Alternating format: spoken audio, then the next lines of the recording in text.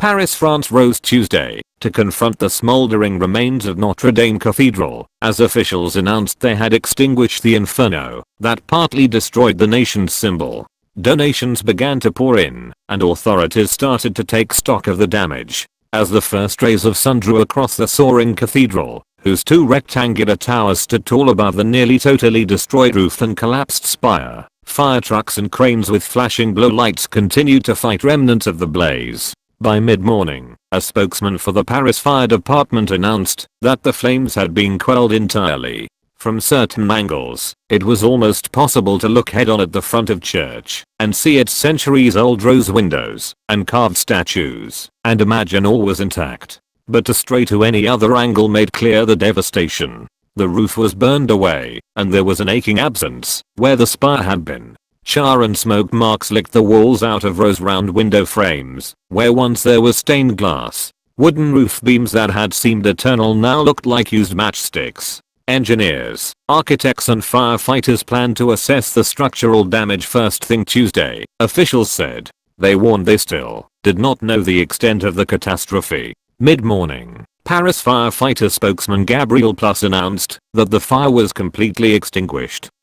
By then, there were workers visible atop the north bell tower of the cathedral, peering down through the cinders of the roof into the heart of the chapel, which now opens to the sky. All that could be lost in the Notre Dame blaze. What is necessary now is to examine the structure to determine whether the building is stable, French Junior Interior Minister Laurent Nunez told BFM TV. The Gothic cathedral was built over centuries and partially consumed in just hours Monday, as thousands of Parisians stood sentinel on the banks of the Seine, singing Ave Maria, and weeping at what was happening. Not just the heart of Paris, or France, although it is, the church has stood tall as a triumph of humanity for 8 centuries. Parisians lose their dame, read one French headline. In Strasbourg, the city's great cathedral tolled its bell for 15 minutes Tuesday morning in solidarity. Speaking on French radio early Tuesday, Culture Minister Franck Riester said many priceless works of art in the cathedral were saved, and that Notre Dame's organ had survived. He also confirmed the preliminary reports from firefighters that they had been able to save the church's 2 most hallowed relics, a tunic worn by St. Louis, a 13th century French king, and the crown of thorns that Jesus is said to have worn. The objects are now in safekeeping at Paris City Hall, Riester said. It was necessary to bring them out through the smoke, Paris Fire Commander Jean-Claude Gallet told BFM TV, saying that firefighters had rushed into the chamber of the cathedral at the height of the fire to make the rescue. The cathedral's most precious stained glass rose windows, an ensemble that dates to the 12th and 13th centuries, are also likely intact, said André Finot, a cathedral spokesman. It's a bit of a miracle. We are very relieved, he told BFM TV. But images taken inside the cathedral made plain the damage. The grey light of Paris streamed into a chapel that for centuries has been covered.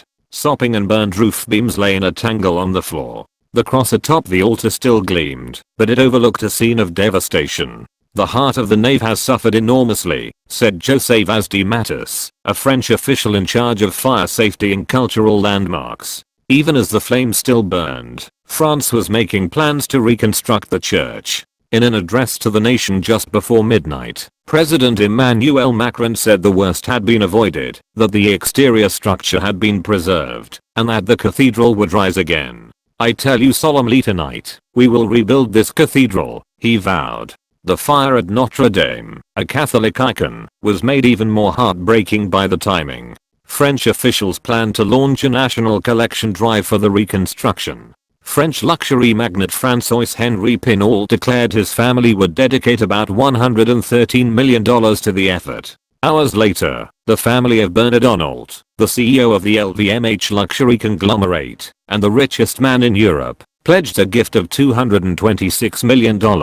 On Tuesday morning, Paris Mayor Anne Hidalgo floated the idea of an international donors conference that would unite philanthropists and restoration experts in Paris to raise money for targeted purposes in rebuilding Notre Dame. One expert said the reconstruction effort could take decades. Officials plan to start assessing the loss later in the day, and also to try to determine the blaze's origins. Honestly, we can't say the causes now, said Nunez, the junior interior minister. The fire appears to have started under the scaffolding encasing the exterior of the church's nave, which was under renovation. The Paris prosecutor's office launched an investigation. Many officials said they believed it was an accident. At one point Monday night, fire officials said the blaze might continue to rage uncontrollably and that the entire structure could collapse. But late Monday, after hundreds of firefighters spent hours dousing the building with jets of water, officials said the iconic twin bell towers that stand astride the building's grand entry had been saved and that the fire was contained.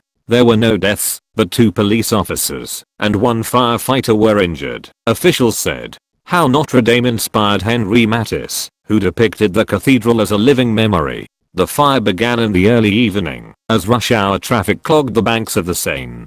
Firefighters describing their efforts to local media said they first had to get through the crowded streets. The flames quickly spread from the top level of the nave, eating up one beam, then another, in a vast portion of the roof that has been called the forest because each massive support was carved from an entire tree. At the height of the effort to combat the blaze, about 400 firefighters trained 18 hoses on the church, according to local media accounts. They pumped water straight from the Seine, the grand river that traverses Paris and closely abuts Notre Dame. As the firefighters did their work into the night, hundreds of people gathered to watch the inferno.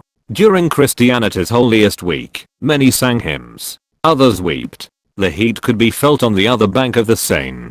The building, the cornerstone of which was laid in 1163, is the most visited monument in Paris, with more than 12 million people coming each year, nearly double the people who visit the Eiffel Tower. Its intricate stone gargoyles, spires, stained glass and flying buttresses have made it one of the great masterpieces of architecture.